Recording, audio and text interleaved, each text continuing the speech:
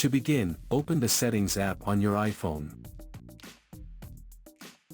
Swipe up to scroll down, and locate the Siri option. Then tap to open it. Here, you will find all your Siri settings. Next, tap Voice.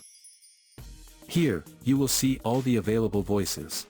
You can start by choosing different accents. Simply tap your preferred option, and it will download automatically if required.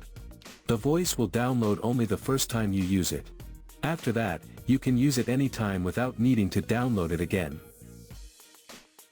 Now, select one of the 4 available voices.